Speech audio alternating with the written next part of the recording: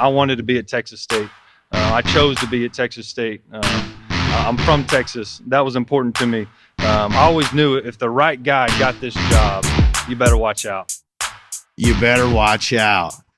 This is Win Now or Get Bent, episode 180. If you don't already know, I'm Kev Chardello, coming to you on Wednesday, November 20th, and we are live from Zelicks Ice House, the best little ice house in Texas.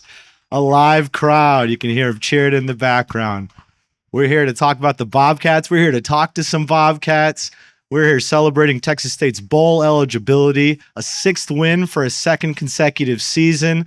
After 10 years of that eluding this program, not being able to get to that achievement, now the Bobcats are bowl eligible for a second straight season. We've got a great crowd here tonight. We've got Lincoln Perry waiting around somewhere. We've got Bo Sparks. We're going to have some great Texas State athletes coming in to talk with us. But before we get that, because we have them, they're sitting around, we'll let them settle, getting some food and everything. So we're going to jump right into it. We're going to do a quick preview of this game this weekend. Texas State is playing Georgia State. It is going to be the final home game of the season for Texas State. Looking for that seventh win, that nice seventh win. So just so you leave no doubt for the people who are deciding when you put a team, which bowl, where are they going? They've got 7. We've seen Texas State be left to the side after 7 wins before, so this will be nice. Let's jump into it. Let's talk a little bit about Georgia State, and then we'll just start talking about Bobcats the rest of the night because we don't want to spend too much time on the opponent. Let's get to it. Texas State, they're 6-4, 4-2 in the Sun Belt. They're taking on Georgia State. They are 2-8, 0-6 in the Sun Belt, so they are down pretty bad. They're on a 7-game losing streak. Texas State is favored to win by 20.5 points, almost 3 touchdowns there for Texas State. It's going to be senior day this Saturday. 28 seniors for Texas State will be honored. We've got a couple of them here tonight. I know we're going to have Taven, Coleman. We're going to have Terry Webb. We'll have some seniors coming out. Let's go through Georgia State really fast. Georgia State, some Sun Belt stats for their team. They are second to last in the Sun Belt in scoring offense, 21 points per game. And they are 10th in total offense, 374 yards per game. 11th in scoring defense, 31 points per game, and 10th in total defense. It's 409 yards per game, and that's out of 14 teams. So when they're 11th in scoring defense, 10th in total defense, this is another opponent, just like last week with Southern Miss, that they're down real bad. They've lost 7 games in a row, just like Southern Miss last week. It's 8 now for Southern Miss after getting that Texas State loss handed to them. But they're near the bottom in rushing offense in the conference as well, but they're 4th in passing offense. So that's something to keep an eye on. This team can still definitely sling the ball. Their defense is they're also 4th in passing defense. They're allowing just 200 yards passing per game. So they're pretty salty when it comes to the air. Their coach, Del McGee, first-year head coach there, he's all about the passing.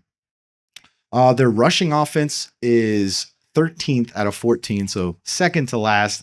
118 yards per game, not doing great on the ground for them. So they're going to be throwing the ball a lot. So that's something the Bobcats will be able to tee off on. We've seen this salty defensive front for Texas State. These 4 D linemen that they've been throwing out there, they've been doing a really good job shutting down the run this year.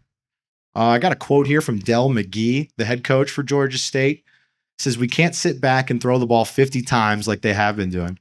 We haven't had good results with that. We have to figure out a way to run the ball. We have to throw in some RPOs." So the fact that he's saying that leading into this Texas State game, that tells me they're going to try and run the ball for the first time all year. They're going to really try to get it going on the ground against a Texas State team that has done a really good job stopping the run. Let's go through some Texas State stats and see how that pairs with Georgia State, and then we'll see if we can find Lincoln Perry. I see him back there now. We'll get him first going here in just a sec. Some Texas State Sun Belt stats. Bobcats are number 1 in scoring in the Sun Belt. They top all the Sun Belt teams, 36 points per game. They're number 1 in total offense, 470 yards per game. Number 1 in rushing offense, 207 yards per game. They're 3rd in passing offense. So they almost got all 4, finished at 3rd in passing offense with 264 yards per game. Number 1 scoring defense, only allowing 20.1 points per game. Total defense, they're also number 2 there, 329 total yards per game, combined passing and rushing. They're the number 3 rushing defense, 141 yards per game.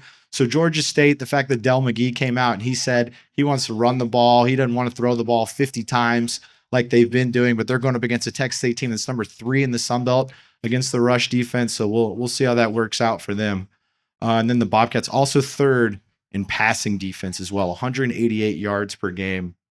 They do still have some good players. Georgia State, Ted Hurst, their wide receiver, he has 46 catches, 779 yards, and 9 touchdowns. Texas State coach G.J. Kinney was pointing him out specifically. Like, that's a player that they've got to shut down. They've got to either put Josh Eaton, Chris Mills on him, maybe even some Trez Moore. We've seen Trez Moore really come along the last few weeks. Got that nice interception last week. Score prediction for me, Texas State is favored to win by 20.5 points. I have them not quite beating the spread, but beating the opponent. 40-22 win. That's what I have Texas State over Georgia State coming up this Saturday. We'll see if that holds true. My prediction last week was pretty solid, so I'm confident in the Bobcats getting a nice big double-digit win.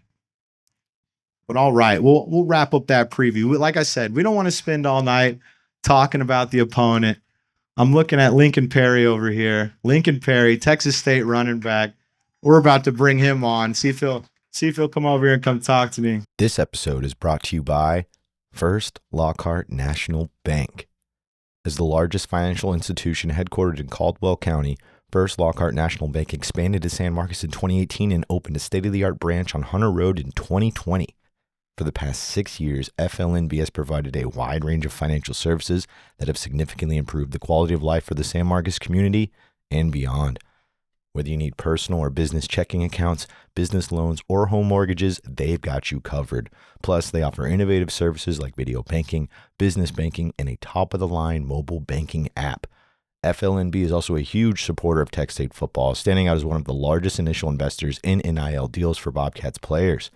Be sure to follow them on Twitter, X, @FirstLockhart, and on Instagram, @FirstLockhart. Shout out to Gil Hodges, Senior Vice President at FLNB in MLS number 2475765. A proud Texas State grad and a diehard fan. We are thrilled to be partnering with Gil and FLNB all season long. Shout out to Gil and his wonderful family. They came out to the live show at Zelicks. It was great to see them along with some of you other sickos. You can find FLNB at 2507 Hunter Road. That's 2507 Hunter Road, or give them a call at 512-504-7422. Again, that's 512-504-7422. First Lockhart National Bank, member FDIC, equal housing lender. Terms and conditions may vary. Hey, Bobcat Nation. Looking for your next real estate move? McNabb and Company Real Estate Services has been proudly Bobcat owned and operated for over 15 years. They're your go-to team for buying, selling, investing, and managing properties and everything else in between. Whether you're a fan or an alum, they've got the local expertise and full service support you need. Call them today at 512-667-9129. Again, that's 512-667-9129, or visit them at mcnabbandco.com. That's MCNABB, mcnabbandco.com. McNabb and Company, where Bobcats find their home. Give them a follow on Instagram, Facebook, or X at McNabb & Co. Thank you to Monica Katz, a day one Bobcat supporter. She's been partnering with us this season. She set up the live show at Zelicks. She got the players to come out. She set us all up for that event. That was great. That was our first live event that we were doing. It was fantastic to get out there. Shout out to Monica Katz. Shout out to Seth Katz, owner of Zelicks, for letting us get in there and do that. I'm looking forward to more of that, making an even bigger event next time. But thank you so much to Monica and Seth and McNabb and Company. Again, check them out. That's mcnabbandco.com, MCNABB, mcnabbandco.com. This episode was also brought to you by Austin Patchmaster. Drywall, sheetrock, plaster repair, cracked walls, cracked ceilings, painting, dings and dents, popcorn ceiling removal. They can do it all. Even if you punched a hole in your wall after that Sam Houston State loss that you've been meaning to fix the last couple months, they've got you over at Austin Patchmaster. Whether you're moving in, moving out, or just looking to upgrade, Austin Patchmaster, they can do it all. You can find them at austin.patchmaster.com. You can call them at 512-200-3888. Again, that's 512-200-3888. 200-3888 and find them at austin.patchmaster.com. Owned and operated by Tech State grad and a true Tech State sicko, Michael Clements. Austin Patchmaster is one of our very first sponsors last year, and they are back in the mix this season. What a time to jump in for Austin Patchmaster. A great time. They jump in, the Bobcats jump in the river to celebrate bowl eligibility. So shout out to Michael Clements and Austin Patchmaster. Even if you're in the Houston, Dallas area, some of you alumni sickos that have moved away from this area, they can hook you up. If you hit them up, they can still get you a good referral in those areas through the Patchmaster franchise. But if you're in the Austin, San Marcos area, they've got you. They can help you out. Austin.patchmaster.com. All right, there he is, Lincoln Perry. Give him another nice round of applause for our guy here. Texas State running back Lincoln. Thank you for coming out here tonight. It's been a great season for Texas State. Bowl eligibility once again. You got to see them do that last year, but you actually get to participate in it this year. How much sweeter does it feel? You actually get to jump in the river and actually participate in those type of festivities. You know, it's always a lot of fun being bowl eligible and being able to be at a school where we jump in the river. You know, it's pretty cool to be able to do something like that. You know, you have the unique distinction that you've led two different Sun Belt teams in rushing. You led Arkansas State in rushing, then you came to Texas State in 2022 in rushing. And then obviously we talked about, you know, with last year with the injury, you had that year off, but I feel like people forget those accolades. What was it about when you left Arkansas State? What was it about the Sun Belt and specifically Texas State that made you want to stay in the conference and come to San Marcos? Well, the first thing I'll talk about was the conference realignments. I knew that the Sun Belt was going to be the best group of 5 conference, so I knew I wanted to stay in there. And then once I got to San Marcos and they showed me everything, I was like, man, like I want to come here. And so that's pretty much how I made my decision, just based off looks and talking to the coaches and stuff like that. I imagine they showed you the river. It's hard to pass that up, right? Oh, for sure. They showed me the river. They told me how to float the river and everything. And then we went over to industry and ate. So see, you can't float down that waterfall that they have at Arkansas State, right? At their stadium. There's nothing going on with that. So it's a much better situation here. River over waterfall any day of the week. I like that. River over waterfall. You know, there's also an interesting connection with Arkansas State with Dr. Kelly Damphus, you know, the president here at Texas State. Obviously, so many people know that's been the catalyst behind the galvanization of this program, these fans, just everything. And you got to see that transition. You knew him from Arkansas State when he was the chancellor, and then you got to see what happened when he got here. Just talk about Dr. Kelly Damphus, what he's done for this place, how you know him personally, just anything about Dr. Kelly Damphus you got for us. You know, he's a great individual. You know, being able to have the same president and guy in your corner from freshman year all the way up to now my 5th year of college football is pretty special, knowing that I switched schools. But, you know, everybody looks at him and you're like, man, he's everywhere at one time. He's at every sporting event. He's flying with us. He's coming back for basketball. He's at the volleyball games, and he's at every baseball game. But he's been like that ever since I've known him. And he's also had a personal relationship with a lot of athletes. So that says a lot about him. So just to be able to be at the same school as him is a blessing. When he was at Arkansas State, did you see anything in that just really impressed you? Anything specific from your time in Jonesboro with him that you saw that could almost give some foreshadowing to what he's been doing now? Yeah, he was the same way at Arkansas State. He was at every event you could think of, and you know, he took time out of his day to come talk to us and be with us. And if you talk to a lot of athletes across the country, their president is not coming to their practices and being involved in what they're doing. So to have that is really cool. Yeah, he is all over the place, like more so than most presidents you see around, that's for sure. You know, with I was looking back a little bit, going back before your college days. You're from Tennessee, from Germantown, Tennessee. You went to Houston High School, because that threw me off. I saw Houston. I was like, oh, Texas boy. You're from Tennessee. In fact, you were Mr. Football in Tennessee your senior year of high school. And I put the stats down somewhere. I think I got to memorize. 2,800 yards rushing, over 3,000 all-purpose yards. 2,800 yards rushing. How tired were you at the end of your senior year putting up all those yards? I was pretty tired. The legs definitely had to hop in the Normatec boots and do some ice baths after that. What type of offense were you guys running at Germantown where you're putting up 3,000 yards on the ground? We really just ran an up-tempo spread, but we ran the ball a lot. I was averaging like 28 carries a game, so I knew I was running the ball a lot whenever I suited up in high school. You know, when you got here in 2022, obviously so much has changed in that time. And when there was the coaching change in 2022, I'm sure after leading the team in rushing, you had plenty of opportunities where you could have transferred out. What was it about GJ Kinney, this staff, just about them that made you want to stay and made you want to remain a Bobcat and stay in San Marcos? Well, first things first, we were able to watch that tail end of the UIW season and see kind of what the coaches were and how they won and stuff like that. But you really just go back and look at the accolades and look how their offense was. I mean, they scored. Lindsy Scott's over here. He was the quarterback of that football team. I mean, he had 71 touchdowns, and you look at that, they had a 1,500-yard rusher. They put up 70 points, I think, 3 or 4 times. And I'm like, man, I want to play in that offense. And on top of that, Coach Kinney reached out to me and wanted me to stay and wanted me to be a part of what he was building here. So I was like, man, I'm in. I don't know how I can say no to that.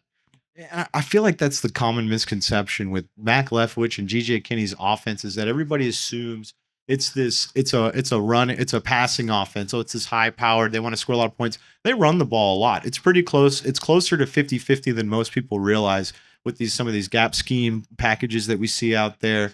Just talking about just running in this offense and what it's like and what it does for running backs. The big thing is the tempo. A lot of times you don't even get complete defensive looks because, we play so fast and we snap the ball. Half the time the people aren't even in the box and aren't even lined up. So a lot of the stuff we do is really simple. We just play fast and execute at a higher level than our opponent is. And, that's how you gash people. And you mentioned going back to high school. Is it similar to that offense at all where it was kind of that spread you were talking about? Coach Mack, he definitely dials it up a little bit more than what we were doing in high school. So I can't disrespect him and say that. Coach Mack, he goes to work, and Coach Kinney, and shout out to Coach Shu. They have their run game on 10. So it looks really good. Mac being a former quarterback, UTEP quarterback, where he started his collegiate career, obviously he wants to throw the ball way more than he runs the ball. Do you guys ever have to kind of convince him, oh, no, we got to run the ball. We got to pound these guys right now? No, I think that their common knowledge is to always establish the run, but we're always going to take our shots. We got a lot of receivers. We got a great quarterback in Jordan McLeod. So we try to keep it 50-50 and put on a show. This game last week, what a win on homecoming, 58-3 win over Southern Miss, a 55-point win on homecoming. You capped it off at the very end. You cemented that game with a 68-yard touchdown run. Just walk us through that play. You had 2 rushes that whole game. You led the team in rushing because of that big old 68-yard run. Just walk us through that run and what it felt like when you saw the holes opening up. You just got to take advantage of the opportunities you get, and I was fortunate to have that opportunity at the end of the game. It was an inside zone carry. I came up, guy came off, stiff armed him, and then the other guy was getting blocked. I put my hand out, got a stiff arm on him as well, and then Jalen Griffin, he threw a great block on the sideline that let me squeak out right there, and the safety was playing soft, and I got the corner, and I was fortunate enough to get onto the end zone for that touchdown. But it just felt really good to get back in the end zone. Jalen Griffin, that's a name I'm waiting for. Number 12 out there. I keep seeing him in practice and everything. Obviously going into this season, you wanted, I'm sure you wanted to be the bell cow back. You wanted to be the number one guy, but it's just not how this offense seems to go. It's really, GJ Kinney being a Gus Malzahn disciple really likes to use 4 or 5 running backs at a time. Is that taking some patience in you to kind of know, I got to wait for my time, but when I do wait, it could be a 68-yard touchdown? Yeah, you just got to be patient with your opportunity. We have 4 or 5 running backs that have a lot of accolades and have been at a lot of places, and you're on a winning football team. So everybody has a role at the end of the day. And when you're on a winning football team, you do that role. You're a junior. So are you going to be back next year? Yes, sir. A lot of seniors coming back on that deserves a round of applause. Definitely. You can clap that up. Is that breaking news? Did we break news? No, I'm just coming back to play at Texas State. Oh, good. You should have told me it was breaking news. That'd been nicer for the pod. No, but so you'll be back next year, and obviously there's 28 seniors, senior day on Saturday, and with the transfer portal, obviously guys aren't here their entire careers. But how much is it going? A lot of these guys, we're going to be talking to some of them, Taven, Coleman, Terry Webb. We'll be talking to some of these seniors. How just any of these, talking about some of these guys, just what have they meant to you? This program and this turnaround that we've seen the last couple of years. The seniors, they come in and they build everything, and they're the ones that set the example. So, just to be able to see them, I hope every single one of them has a big night. Jordan McLeod, Connor Fox, and my guy Deion Hankins. I hope he runs for 100 and runs for 2 touchdowns. But Terry and Tavian, they've been awesome. They're really funny guys. They're jokesters, but they've definitely been leaders of this team. And, I love watching them get sacks and do their celebrations and stuff. So I just hope all the seniors get an opportunity to do something cool in that game. And it's a great game for them. Even though there's a good chunk of seniors, 28, like we were saying, there's a lot of underclassmen that are making an impact this year. We'll be talking to Bo Sparks a little bit later. There's just a lot of youth movement. We see with Brad Jackson getting in there at quarterback. What has that been like? Just kind of the dichotomy of the team where you have 18-year-olds, but then you have Jordan McLeod, who's 24, 23. He's getting pretty old. What's that been like, getting along, the chemistry in that locker room? It's really cool. I think our team does a really good job, but nobody views guys as younger or older. You're like, we're all a team, and whoever's on the field, we know they're going to execute and compete. So at the end of the day, when Brad was out there, we were ready to roll, and when Jordan's out there, we're ready to roll. So whoever's out there, it's a lot of fun. Brad Jackson, true freshman quarterback, getting in there at quarterback. And when we got to talk to GJ Kinney about him, he talks about how it's the confidence that the other players have in him. Despite him being a true freshman, despite him being such a young guy, everybody else believes in him. And they when he's in the huddle, he has a commanding voice at such a young age. What is it about Brad Jackson that gives him that leadership quality? And when he's around you guys believe in him? It's the way he carries about his business every day. He really, if you were to come in and you didn't tell somebody that Brad Jackson was a true freshman, you would think that kid was a junior or a senior. I mean, first off, he enrolled early to come learn the offense and do everything like that. And then what he's done this year, be patient. And then when he got his opportunity, he ran for 120 yards and 2 touchdowns. So when you have a guy like that on your football team, you're going to be really good. And this staff, they're such a young staff. It's a real young bunch, even going back to GJ Kinney. I mean, he's just 35 years old. Has that been nice? Do you feel like a little bit more of a connection with these guys, a little bit more players, coaches?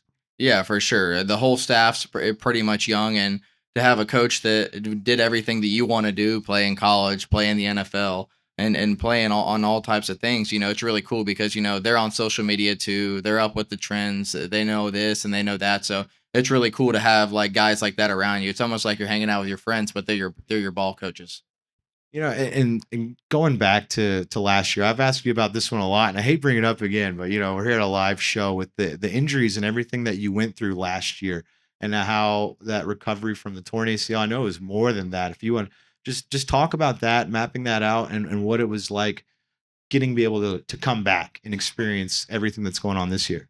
Well, first off, I want to thank all the athletic trainers and then Coach Hughes, Drake Hughes, and Clark Ayers and the strength staff for getting me back. They played a big part in getting me back, but just really just staying confident and staying in a good mental state throughout the ACL process. A lot of ups and downs. There was times where I didn't feel like my leg was going to get back to how it was, and it eventually came back. But just being able to trust the athletic trainers and stuff, and having a staff like Coach Kinney put together, they really kept me involved the entire time I was out. I mean, I was out practice. I traveled to one game, and just being around them and being involved, that really helped me stay good mentally to come back. And that being involved, that's such an important part when recovering from an injury, because people don't realize how lonely that is. When you're hurt and you're not part of the team, and you're just in the training room, you're working on yourself. How did you combat that? Just being around the team, is that the best way to get over that? Yeah, just getting around the guys, still being involved and having the people see you. I'm an older guy. This is my 5th year playing, so really setting the example for younger guys. If you get hurt, how to treat it, and how to be around the team and how to be involved still. So that was a big thing that I thought about every day when I was at practice and doing stuff, that you really didn't want to do. And I'll leave it on this. We'll leave it one last one. I always like to ask this question every now and then. Hopefully I'm not putting you on the spot, but tell us something that people don't know about you. What's something that all the times I've interviewed you, all the times you've talked to people, what's something that people don't know about you that you want them to know? Something that I really like to do in my free time is play video games. So I think a lot of people don't know that athletes really play the video games, but I play a lot of Call of Duty, a lot of college football with Texas State. So that's a lot of fun. So obviously you're getting into college football at 25 with the Bobcats. Oh yeah, play it every day. How many national championships have you won? A couple to say the least. See, you're gonna have to play my producer over here, Zach. He's all about it too. He thinks he's the man. So you may need to humble him a little bit. Oh, I got you. Seven will have a day for sure. Well, Lincoln Perry, I appreciate you coming out tonight for the live pod and for joining us today. Good luck the rest of the season. Yes, sir. I appreciate you. Thank you, guys. Lincoln Perry. Oh, he has been so great for this Tech State community. He's always coming out to events. He's a great representative. I remember at the block party, he was one of the guys out here representing right out here at Zelicks, of course, the great ice house, best little ice house in Texas. I know we've got Bo Sparks sitting over there. I think we're gonna bring up the freshman next. I think you're a sophomore, actually, a young man, underclassman. That's what we'll go with. We got Tech State wide receiver Bo Sparks. Come on up here, man. Yeah. Hey, Bo. How's it going? Bo, it's thanks for coming out tonight. Appreciate you being here. You know, you Utah Tech transfer, just like our guy Joey Hobert. Did you know him up there at Utah Tech? Was he the one who convinced you to come down and be a Bobcat? I knew Joey, yeah, when I out of the portal and stuff. I heard about him at Utah Tech, but he didn't convince me. But Coach Kenny and all them did. You know, coming into this offense and seeing it, and obviously it's at Utah Tech. I know that there's a lot of passing as well. We saw that when Hobert was there as well. But how different is what these guys do, GJ Kinney and this offensive staff? How different is it than what you experienced up there? I mean, there's some similarities in what I did at Utah Tech, but I mean, it's nothing like too much different than what it is here now. And I was looking back a little bit when you were in high school. You played some defense in high school, huh? Have you thought about playing any in college? No, I'm how big the running backs like Lincoln and stuff. I mean, I don't think I could tackle those guys. I was seeing the stats though. You had some picks. You were a pretty good defender. Yes, sir. Playing receiver, playing DB, kind of understand like what receivers like to do and stuff. So, yeah, definitely got myself some picks. You know, transferring, obviously the transfer portal, it's such a big thing in college football these days. When you entered the portal, obviously you were a FCS All American, freshman All American. I want to say Jerry Rice Award finalist, if I'm remembering that correctly. So obviously you had your pick of the litter when it came to some offers. What was it about Texas State when you're choosing here to become a Bobcat? I mean, if you just look at the track record, look at Coach Kenny, look at the offense and all that. I mean, that kind of just speaks for itself, and just the players coach that Coach Kenny is. You know, that's just something I wanted to be around and just wanted to be a part of. You know, in the whole process of transferring and getting down to Texas State, what's the first thing that you were trying to do to kind of accolade and build some chemistry with everybody? What was in your mind when you came down? You're like, all right, I gotta get on this trend. I mean, it was just coming in day one and just having my head down and just working. You know, I didn't want anything to be given to me. I told Coach Kitty that when I got here, and I just wanted to work for everything I got and just work hard. You know, we talked about Joey Hobert, but there's also Cole Wilson, Jaden Williams, some really good receivers on this team. We even saw Drew Donnelly last week get a big touchdown, and that was big after him dealing with the back injury. But a lot of upperclassmen wide receivers. What's that been like learning from these guys, and what's some of the wisdom they've imparted on you since you've been here? No, it's been good. I just feel like our room's super competitive. Everyone pushes each other to be good, and they just kind of just one day at a time mentality. You know, just bring it every day and just work hard. And I mean, it shows on the field. So that's kind of what they've instilled upon me since I've been here. Yeah, and working with Jordan McLeod, obviously he's such an experienced guy, 6th year, he's in four different schools he's transferred to. He's got a lot of experience. What's that been like working with him? What's some of the stuff you've learned from him, and how was it building chemistry with him? Yeah, I mean, since Jordan got here, he was because me, Lincoln, and Fox and Joey lived together. So we kind of just brought Jordan in, just hanging out with us daily, and just just like building chemistry and building that trust between players and receivers and running backs and stuff. It's been good. So you said you, Joey, and Connor, and who else are you roommates with? Lincoln. Oh, how about that? Okay, so tell me some stories about y'all living together. Is it all just football all the time, or is it anybody got any bad habits you want to air out for us? No, I mean we're just a group of guys that love football and we live together and we hold each other accountable. Obviously, there's motivation to keep working out when all you guys are living together. Yes, sir. Always. You know, going into this season and seeing the Bobcats reach bowl eligibility, get that 6th win, something that eluded this program for so long. Now they've done it consecutive years. You were there at the river jump, seeing them get the jump in the river. What does that tradition mean to you as somebody who's kind of brand new on the scene for Texas State, and you see them get that 6th win and everybody goes jumping in the river? What was that like? I mean, it was awesome. It was an experience that I'd say a once in a lifetime experience. You know, it's something cool that this program does, and we hope to continue to do that. What was the strategy for jumping in the river? Did you do a backflip? You got a cannonball? What'd you do for the people? Big front flip guy. Front flip. You got a front flip? Yep.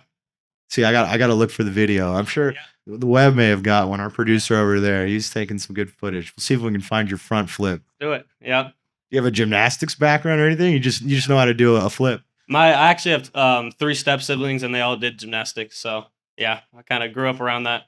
Nothing you practice anymore. I imagine coaches get mad if you're trying to flip around and stuff. Yeah, definitely don't do that anymore. Well, Bo, hey, this was awesome. I really appreciate you coming out and chatting with us. I'll end it on the same question I had for Lincoln. What's something about yourself that we don't know, that a lot of people don't know, that you haven't told in a press conference or an interview before? I love golfing. I'm a big golfer. What's your handicap? Not good. I think I heard Gil clap over there. Gil's seen me out of the course before. I've seen Gil's garage. He's got a simulator in there. Yeah, he's elite at golf. Well, all right. We'll see if you can beat Bo Sparks sometime, Gil. But Bo Sparks, thanks you so much for coming out. Appreciate you. Yes, sir. Thank you. Thank you. Bo Sparks, everybody. I can't ask Bo Sparks about recruits or commits or anything, but a player just committed, and his name is Colt Sparks. And I thought for sure that he was related to Bo Sparks, and no relation at all, which blows my mind. Colt and Bo, you would think like those guys are probably long lost cousins, but Bo's from Utah and Colt's from Texas. So I don't know about that one, but thank you to Bo Sparks for coming out. Future Texas State stud wide receiver right there. We've got some more guests over there. Who we got working? I know we got Lindsy Scott. Looks like we got Lindsy Scott over there. Great assistant coach for Texas State. Looks like he's eating. I could vamp a little bit if you're eating, my guy. Oh, he's coming up. We're gonna let him finish what he's chewing on over there, and we'll talk to Lindsy Scott. Here we go. Lindsy Scott Jr. Hey.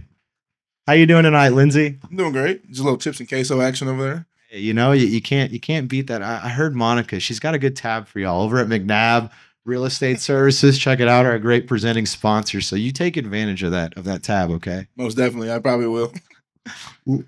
Lindsy, man, you played for GJ Kinney in 2022. That's your connection. Obviously, now you're assistant coach, now assistant quarterbacks coach, if I have that title correct. And you played for him in 2022. Exceptional season. You set an FCS record in passing touchdowns with 60. You won the Walter Payton Award. Just a remarkable season. So it doesn't surprise me that you still want to be around GJ Kinney, but what was it specifically about him, this offense, and everything that made you want to be a part of the staff and start your coaching career here? Yeah, when I decided to play at UIW, it was the first time in my career I had a head coach and an offensive coordinator in Mac Leffers that both played the quarterback position, coming up, and it was kind of a no-brainer. So just the impact that they had on my career just in that 1 year, it really encouraged me to kind of come back and lend a hand because I kind of wanted to have that same impact on the quarterbacks that are coming up through the system. And they do a great job of going out and recruiting guys and bringing them in. And I feel like they did so much for me and allowing me to go play my best and still play. And I kind of owe it to them. And I'm happy to be here. They're my guys. I get to wake up every day and see them. There could be worse situations, but I'm really thankful for them and giving me the opportunity to kind of start my coaching career. And for you personally, your journey going through college, you started LSU, you went to East Mississippi, then you went to Missouri, then you went to Nichols, and then it was Incarnate Word. So we talk about the transfer portal and how everybody transfers. You know that better than anybody. Do you think that experience helps you in being an assistant coach and guiding some of these players that do transfer a lot and come in? Yeah, so I was kind of like a transfer portal guinea pig. When I was at Missouri, it was the first year that it became a thing. So I know how to navigate my way around it. I've been through it several times, and I think some of that experience I can bring Texas State, whichever position it may be. If we need needs in the transfer portal, or if we just need hands and recruit in different areas, I like to help out on our recruiting visits, our OVs that we have every weekend now and then. So I think I've been on both sides of the fence now, and I think I kind of bring that experience to Texas State. Speaking on recruiting, obviously we won't get specifics, so I won't get you in trouble, but we saw some commits go down this week, and it seems like there's much more of an emphasis on high school recruits, getting these guys so you have the full time to develop them when they get here, a little bit away from the transfer portal. Is that the strategy, and what is the importance of that of building, getting these guys in when they're real young? Yeah, I mean, Coach Kenny believes in Texas football, believes in the Texas High School Football Association, and we want to bring young guys in, and we want to develop them. We want them to be, cats from when they're freshmen all the way into their seniors on senior day. So definitely emphasis for us. We want to bring these guys in, develop them, put them in our system, so they can contribute for years to come. Talking on this system, when getting them in there, getting involved with Mac Leftwich offense, what is it like on a quarterback? Is it pretty? I don't want to say simple, but is it pretty easy concepts when they come in, they can pick up on this offense? Do you think it's a little more complex? It takes more time to figure this deal out? Yeah, I wouldn't say it was, simple per se. Um, this offense was the only offense that had ever been in that asks a lot of the quarterback. You have to get the signal in, the play calling from Mac, and then you have to distribute it to the offensive line, the running backs, and the wide receiver. No one other than the quarterback looks over for the play, and then it's on you to distribute it. And then from that point, you're making your reads, your checks, whatever particular. If we have a cover zero check or a double mug check, so it definitely asks a lot mentally from the quarterback. So you got to make sure you put in the time to study and make sure that you're taking each rep very serious because you never know which one will make the difference in the game. Yeah, this offense, it is very decision. It's driven by the quarterback's decision. That's something that I've noticed, and something I've noticed a lot this season with Jordan McLeod is how well his decision making is. It seems like whenever he makes a choice, even if it ends up being an interception or something, kind of you can look at it and understand the choice. Just talk about McLeod and his decision making and what that's like coaching a player like him. Yeah, coaching a guy like Jordan is amazing. It makes your job easier at times because you don't have to deal with boneheaded mistakes and stuff like that you may get from a different quarterback. He very seldomly puts the ball in jeopardy because he understands coverages. He understands leverage. He knows where the ball needs to go, and with that comes timing and precision. So he's a student of the game. He reminds me a lot of myself, when I was playing, and it's very good to see that because this offense thrives off of the quarterback play. Because we're gonna go get guys that can run the ball. We're gonna get guys that can block and catch the ball, but it all starts with distributing the ball to them. So he's definitely had the capability to do that, and he's done a great job this season. And I love watching him play. He seems like a real calm guy. He's real calm to meter, almost stoic. How competitive is he? What's it like when we're not looking at him? What's that fire like in him? He's very competitive. We do every Friday. We do a quarterback competition after we do our kind of like our Fast Friday, we call it, and it consists of some accuracy drills, throwing on the run, stuff like that. So at the end of the season, Coach Leftwich has this golden arm. It's literally a mannequin arm, a golden arm, and you get to sign at the end of the year if you got the most. So he's ready every Friday to go out there and try to take the dub. You get to sign your name at the end. So you can see the competitive spirit in everything he does, whether it's football, whether it's he just wants to do some conditioning afterwards, whether it's playing Lincoln in NCAA, they get after it. He's competitive, and it translates on the football field. Man, Lincoln's really into video games. It's a known thing. Even you're talking about it. I think he needs to start like streaming. I think he's got the personality for it. I had to put him on blast, but one time during fall camp, he took his shoulder pads on and got on Twitch and started streaming. He played the whole NCAA game with his shoulder pad and helmet on. So he's got the personality for it for sure. Lincoln, we're talking about you. I saw him turning over there. You let me and Webb know when you want to start your Twitch stream for College Football 25. You can put the shoulder pads on. We'll get you hooked up. We'll show you the good camera angles and all the technology to set you up. We got you, man. Let's talk a little bit about you and your playing career, especially even now. Last I spoke to you, you were still playing in the UFL, Arlington Renegades now after the Houston Roughnecks for a little bit. Obviously, that's still something you're doing. Are you going to be out there in the spring? Oh yeah, I report the last week of February. I re-signed about a month ago. So as soon as we finish this regular season up, I'm gonna start hitting it hard and going 100% and getting ready for that.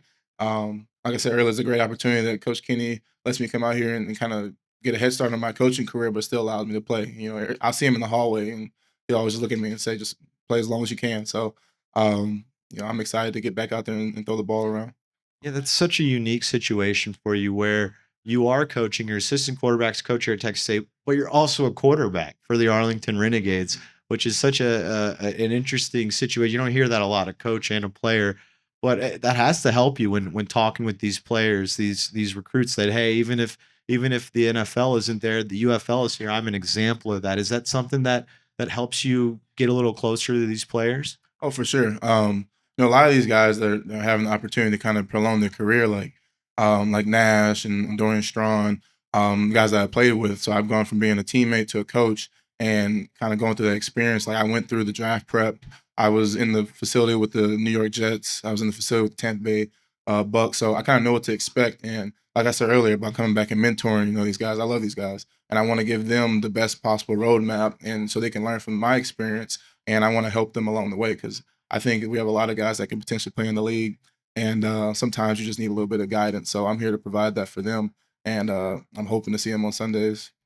The UFL, it's gone through so many variations. There was XFL, USFL, and then there was a merger, and now it's such an interesting league. What is it like from the inside? What is it? Has it been obviously there's got to be growing pains with it being such an early organization, but what's the UFL like as a player? For a league that's developing, they do a really great job. In terms of the logistics, housing, meals. It's ran a lot like the kind of like the pros. Obviously, you're lacking in some of departments. The funding isn't as great, but um, I have no complaints with it because with what we're given, they do an amazing job. They make sure that we have money in our pockets to go get an apartment while we're there. The pay is great. The coaching staff is great. The competition is great. Our very first game or like our very first fall camp scrimmage. I'm looking across and I'm lined up against Reuben Foster. And my teammate was Vic Beasley. So there's some great names in the league. So I think they're doing a good job of bringing attraction. Obviously, like any startup company, you're gonna go through some growing pains. Maybe have some negative margins throughout the first couple of years, but they got some great business people that are running it. So Is it a little different playing in the spring? Does that throw you off a little bit? a little bit but there was that during COVID when I was at Nickel State, that one COVID season we actually played in the spring, and that was my first time doing that. So it kind of felt like I was having some flashbacks. But you kind of once you strap that helmet on, you step on the field, you honestly don't know what time it is and what month it is. You're just worried about playing football, so you get acclimated to it very quickly. I remember that 2020 FCS season. Sam Houston State won it. We don't want to talk about that. We'll power past that one. I asked you about Jordan McLeod, but I didn't ask you about Brad Jackson, true freshman quarterback. He's been getting in there, doing some great things on the ground. We got to see him show off his arm a little bit last week. Had that screen pass. Drew Donnelly did most of the work, but that was still a touchdown pass. Tell us about Brad Jackson and what it's like a true freshman just having the confidence from his teammates that when he's out there that they believe in him. Yeah, you see a lot of qualities in Brad that a lot of true freshmen don't have. He enrolled early so he can kind of take on the responsibilities of learning the offense during the spring. And I think what I like about Brad the most is that he's a student of the game. That's something that I've always believed was big in producing at the quarterback position. And whether it was in fall camp, week 5, week 10, no matter what point, I would walk up to Brad Jackson in the middle of a practice and ask him a particular protection, a route, or a check on a play. He always knew the answer. So I think that's something that we're gonna see, in years to come, is how we know he can throw a good ball, we know he can run the ball, but you get to that point where he's given full control of the offense. I think we'll see how smart this kid really is. Coming in, he has to be pretty raw, but and when he came in the spring and rolled early and everything, what was some of the obstacles when he came in, or did he come in as kind of a ready-made package right out of high school? Yeah, I don't. It's very rare that you see someone just kind of come in ready made. Obviously, he went through his growing pains as a freshman, but they didn't last as long as they do for other freshmen. One thing he does, he learns from his mistakes very quickly. So it just took a couple practices for him to kind of get into a groove of things, and then after that, he just kind of kept ascending. So hopefully, he keeps ascending. The Walter Payton Award that you won, most outstanding FCS player, you won that in 2022. Where did you keep that award? It's in my mom's house. It's in my room in my mom's house. Actually, I take that back. We have like a little loft area upstairs. My sister and brother are great athletes as well, so we have all of our kind of stuff in there. So it's in that little loft area in my mom's house. Tell me about your siblings. What sports do they play? So my sister, she ran track at Louisiana Tech. She's in PA school now. She was a prolific triple jumper and long jumper. And then my little brother, he played football at Southern University. He actually played with me at Nichols his freshman, sophomore year, and then transferred to Southern University. in Baton Rouge, and he's just starting to get into his first year of coaching as well. He's a student coach at Southern University. He goes back at his high school and coaches DBs there. So, we're a very sports centric family.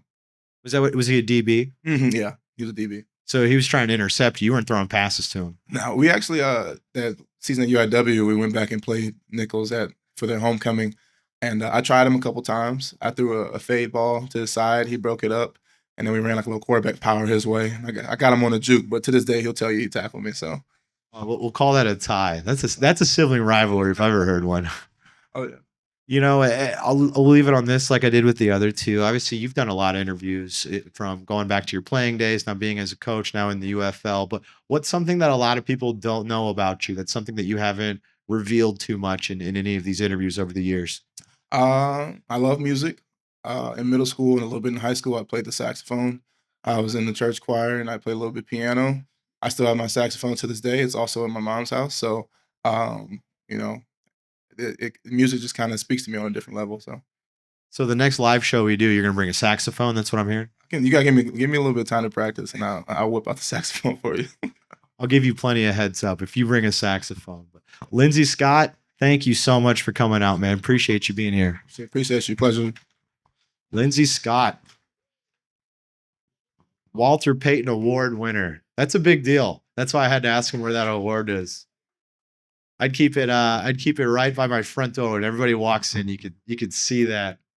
This episode was also brought to you by TGC LLC, thegalindo.collective.com. That's GALINDO, thegalindo.collective.com.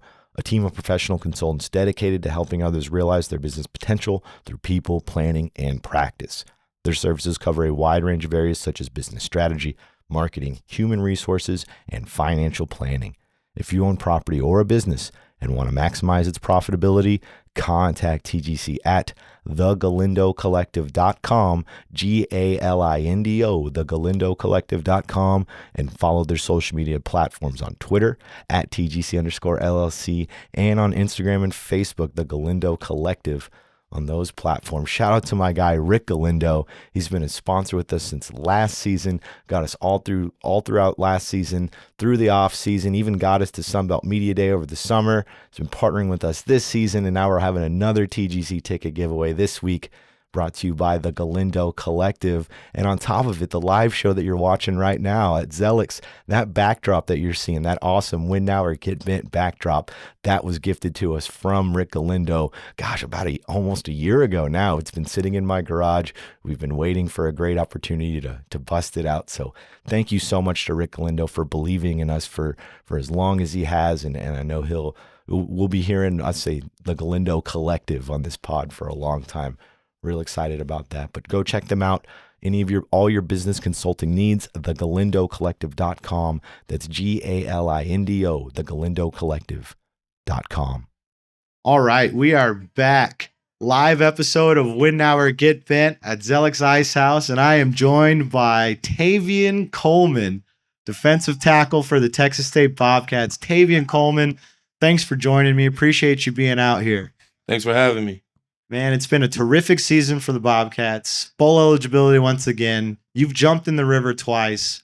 Tell us about that tradition. What is that like coming in? You started out at Trinity Valley, then you went to Utah State. Now you're coming to Texas State, and to see that tradition last couple of years. Just talk about that and what that means to be a part of it.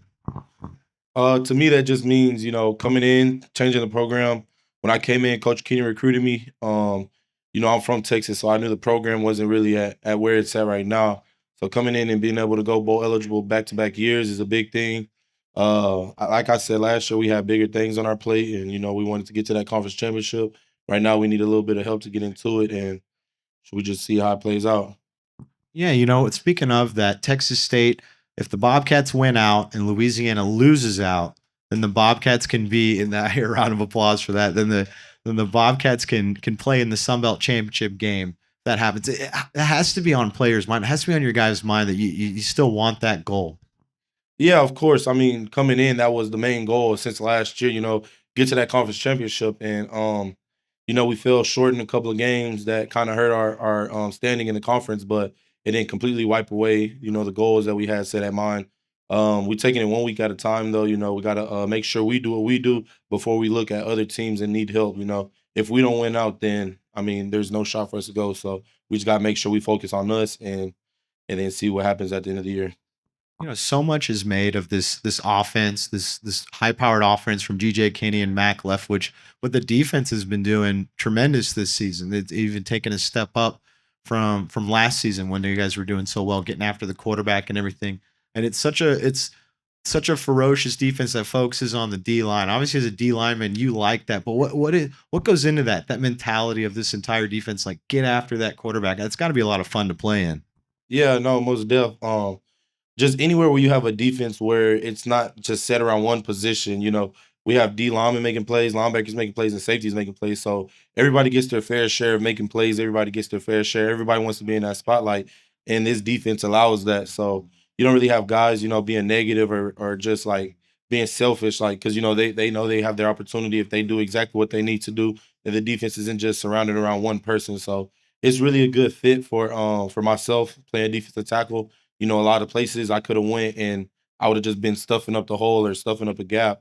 And instead of here, I came from the same style of defense where they allow me to get vertical and they allow me to make plays. And I think that just goes to show that Coach Dex has done a really good job, and just everybody making plays is fun. You just mentioned Coach Dex, him switching from he was the safeties coach last year. Now he's the DC co-DC with Coach Pavito. But what has that been like, seeing him acclimate to that coordinator position? Because he's a young guy as well. He was just in the NFL not too long ago. What's that been like to play for him? Ah, man, it's fun. He's young, so he understands everything that we understand. He just got done playing not too long ago, so it could be some stuff that we're going through, or that we're not showing, but we're going through, and he'll know. Like, he could pick up on it because just a couple years ago he was in the same shoes as us. He's real understanding whenever it comes to things like outside the field. He's just a great man and a great coach, and he guides us to be that way in life. So it's a great honor to play for him. Coach O'Gwen as well, on the D line coach. He seems like he's a real out. He's very, very aggressive coach. What's it like to play for him? What kind of defense does he? What does he instill in y'all to get that aggression on that defensive line? I mean, he makes us bring it every day. If there's one person having a bad day, or he doesn't believe in a bad day, I should say that. But if somebody had a bad rep, or somebody's feeling bad about something, like he's like, wash it away. Like, the only thing that matters is the next rep. So it's like you can't really just wallow in your pity. He doesn't allow that. He just wants us to have fun, and his philosophy is having fun, is winning, is kicking somebody's butt. So just coming out with that mindset every day is a great way to make plays and get production. With Terry Webb, we hear the nickname Death Row. What went into that nickname? Who gave you that nickname? It seems like, is that from the coaches, the players picked that one out, or what's up with that one? So every year, we have a vote, D-line vote. Top 3 names get put up on the board, and then each player is able to go mark their what they want to vote for. And I mean, we fell with Death Row. It wasn't my vote, but I mean, it stuck, and it did good for us. A lot of people know us as Death Row. If you didn't know, we BTA now, so we transitioned a little bit, but Death Row has really stick with us. So if somebody calls us Death Row, we still Death Row. Now, is Death Row, is that designated just for the interior line, you and Terry Webb, or is it the whole D line, or is it just the two of you? Death Row is the whole group. It's everybody. So I don't know if last year we had our little chains, our Death Row chains. So yeah, it was the whole group. And do you think just little things like that, just even having that nickname, that mentality, you think that just is a testament to just a lot of dogs on this defensive line? I mean, you just think that's just how you guys are out there? Yeah, no, most def. I mean, playing defensive line, you have to have a different type of edge to you. So a name like Death Row, I feel like explains a lot. Like, it's just how we come out there, how we think, like we want to take the life out the other team. So, that's self-explanatory. Not literally, everybody. Yeah. Not literally, but you know what we mean. Take the spirit out of them. That doesn't work either. Gosh, I don't know how we could find it without taking someone's life. Just beat them. Yeah, we just want to win. Shut them off. Terry Webb, we were hoping he was going to be here tonight. Obviously, it couldn't work out, but you guys are real close. It seems like you guys, I don't want to say you're best friends, but it seems like you guys are very close. How long have you known Terry Webb, and what goes into y'all's friendship on and off the field? Me and Terry met at whenever we both came in. We both came in last January. I wasn't really when I first came in. I wasn't really vocal. You know how I am now. I was really that put my head down and work type of guy. Terry, I mean, he was complete opposite since the day he came in. He was more vocal. He was more, loud. He was like he's cool with everybody. I mean, Terry can make anybody smile. So, just being around that group, I got more comfortable and whatnot. And then just off the field is just like it's like a brotherhood. Like, we're joking, we're laughing around a lot. We have the same mindset. We want the same things in life. So it's easy to click with a guy like that who just always is in a good positive spirit. This defensive line, I keep sticking on it because there's just so much going on with it. It's probably the deepest position on y'all's team. There's a lot of players, even when players like Ben Bell, Stephen Parker, when they can't go, you guys were able to go out last week and put together that 58-3 performance. Just being around a bunch of players like that, what is that like for this defense? I mean, it's definitely a good thing because at practice, like I said earlier, everybody wants to make that play. And I know if I got three guys to the right or left of me who we're essentially racing to go make a play. So it's like it's a competitor's mindset. Like I want to make this play before him, but it's not like any jealousy or envy. Like if he makes the play, I'm not gonna be mad. I'm gonna celebrate with him because at the end of the day, it's one common goal. You were at Utah State before you came to Texas State. When you entered the portal, you mentioned that you had your choice of suitors. You could have gone to a few other places. But what was it about Texas State? What was it about the Bobcats? You mentioned the system as a defense you've played in before, but what was it? Anything about this place that really drew you and made you want to take back Texas? Yeah, well, when Coach Kenny first, hit me up on Twitter. I mean, I looked at like Texas State because I'm from Texas. I was like Texas State, I don't know. And then I seen the buzz that the program was having. We had guys like Malik Hornsby at the time, Josh Eden, some big time commits that I'm a long time friends with Josh Eden since like fourth grade or third grade. So I mean that connection went back. I kind of hit Josh up and he was like, yeah, let's slide, like let's do this, let's turn the program around. And then I kind of was still like, I don't know. And then eventually, still talking to coaches and everything, I'm like, all right, especially when we got that, whenever I realized Packy was in the same coaching tree as Diaz, where I came from in Miami, Utah State, I was like, yeah, I mean, I know the whole playbook. It won't be a complete start over, be like a 50% start over. So I stuck it out, rolled here to Texas State, brought my beautiful fiance, and yeah, it's been good since. Shout out to your fiance. What's her name? Chelsea, right there. See, that got her. That got her to turn and look over here. You just got to say her name. And even coming from when you transferred in from Utah State, and you're from Humble, Texas. I'm going to pivot to this question because I saw you played tennis in high school. That's what I want to ask you about, actually. You played tennis in high school. You usually don't see that. You see, like, I look back in some of these high school backgrounds, see some shot puts, see some track and field. Tennis. Talk to me about tennis, and do you still play? Tennis would be a great hobby that I would want to get into after football. But just now I just don't have the time for it.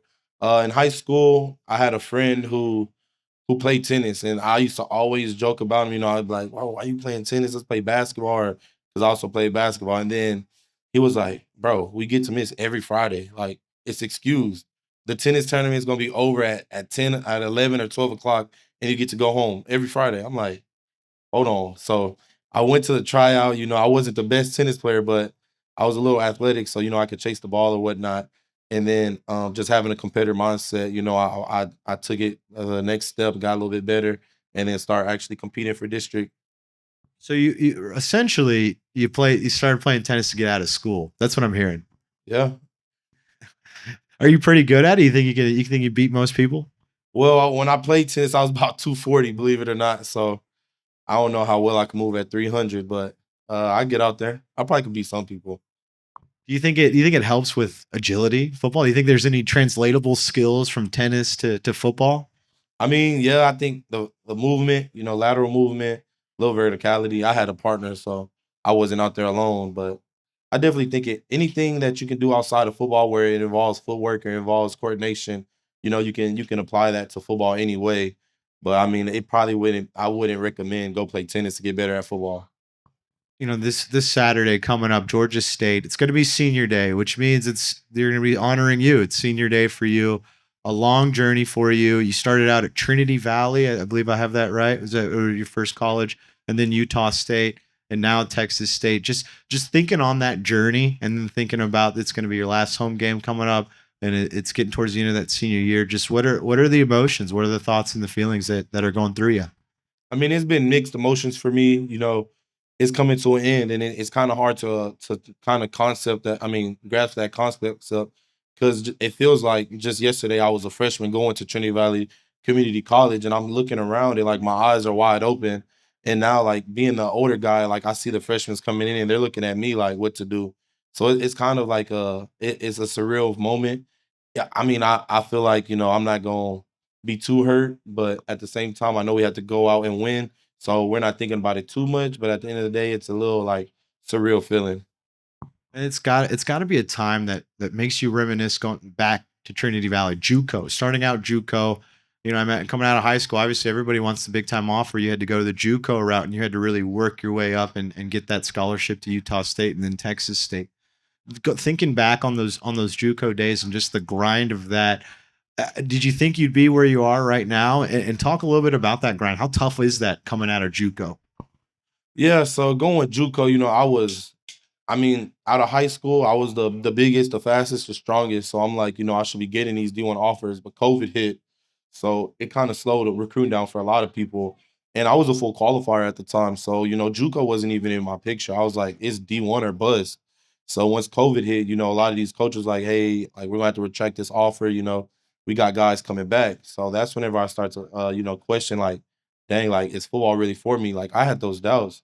And then the JUCO coaches start hitting me up to like, hey, we see that you had these offers, but they're non-committable. You come here for 1 year, and we promise we'll get you to that next level. So I'll end up going JUCO, and it was worse than my high school. I came from a big 6A Division II high school, so we had the top of the line weight room, the top of the line field and facilities and all of that. So when I went JUCO, it's like everything was like a downgrade, and I'm just like, man, do I really want to do this? And then not to mention the first day of practice, I was like a 4 on the depth chart. So I'm like, hold on, like these coaches promised me I would start from year one, like 1 year and done. And it's just, it really makes you like it really real you realize the love that you have for the game, because if you didn't love the game, like a lot of people don't make it out of JUCO. It's fights with the coaches. The coaches like do underhand stuff. It's a lot of things that JUCO does that's like it makes you question your love for the game. But if you stick it out, you grind, it makes you appreciate it even more because you came from something that was so bad and then you made it up, and like you look back on those days like, man, like I'm really blessed for what I have today because of what I went through. Yeah, it's fascinating how many times I hear that from players where they do say they get to JUCO and it was worse than the high school they went to. But I imagine there's a kinship to being a JUCO player now at a D1. Like when we were talking about Terry Webb earlier coming up from Kilgore. I imagine that's something that you two can bond over a little bit more coming from that JUCO. Is there almost like that JUCO fraternity around players? Yeah, most def. I mean, us JUCO guys, we look at the freshmen who came straight out of high school and we be like, you soft, like, you couldn't make it in JUCO. You couldn't make it like, we just tease those guys, but it's definitely like, we can respect, I can respect Terry for like going JUCO and like I kind of have that knowledge of what he's gone through to make it to where he's at. And, just guys all around the team. I mean, JUCO is like, I wouldn't say it's like the best thing out there, but it definitely helps a lot of guys like for my situation. And if you really take advantage of it, it does help a lot of guys. Yeah. It is. It's not for the weak. If you really love the game, JUCO, you'll be able to make it out. But doesn't seem like many people do. I'm glad you did. I'm glad you ended up at Texas State. Tavian, this has been awesome. I really appreciate you coming out and talking with me tonight and answering some of these questions. I'll end it on this one. What's something about you that we don't know? I've talked to you a handful of times since you've been here at Texas State. You've done plenty of interviews in your playing days, but what's something about you that people may not necessarily know that you want them to know? I'm a fisherman at heart. Like, probably in 10 to 20 years from here, you'll catch me somewhere on the water. That's guaranteed. You see that as like a career path? Maybe you can do like tour guides. Uh, See, I talked about that. I feel like once you say like, oh, this is my job, you lose the love for it. So like, I just want it to be a hobby. See, I tell people I love talking about sports, and, that you can make it my job. It's not bad. It's not bad. I got you. I got you. Taven Coleman, Texas State defensive lineman. Thank you so much, Taven. Appreciate you coming out tonight. Man, he's one of my favorite Bobcats, honestly. This guy right here. I didn't even bring it up. You peer pressured me to jumping in the river last year after the 6th bowl win. That was you calling me in to do the jump. What'd you think of my form when I did jump in? Oh, I think I had water in my eye. That means my form wasn't good. That's okay. That's okay, Tavian. Tavian Coleman. Appreciate Tavian joining me. Oh, man. I pretty sure that's our last guest for the night. We don't have any hanging around, do we, Monica? I'll interview anybody that comes up. Thank you again, Tavian. Appreciate you. Appreciate you, man. Good luck on Saturday. Senior Day, Senior Tavian Coleman. But yeah, that'll wrap us up here at Zelicks. I've been living vicariously through everybody holding a beer and drinking it. I can't wait to go get one and wrap this up. But this has been a lot of fun. Thank you so much to Monica Katz at McNabb Real Estate Company. You see the great banner right here on our table. She set this whole situation up, bringing players out, bringing out all these people. Shout out to Zach Webb over there, a great producer, making this whole thing go, making this all work. Seth Katz over here over at Zelicks, the best little ice house in Texas. Zelicks Ice House. If you haven't been here, come check it out. You gotta come here. If you're a Bobcat, you've been here for sure. This is where Bobcats go to drink. Like we say with McNabb, it's where Bobcats go to find a home. This is where Bobcats go to drink right here.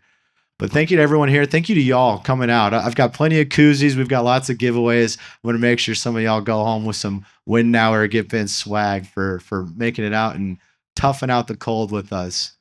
But that'll do it for us here. Appreciate you again. Appreciate you tuning in, all you sickos at home. Win now or get bent.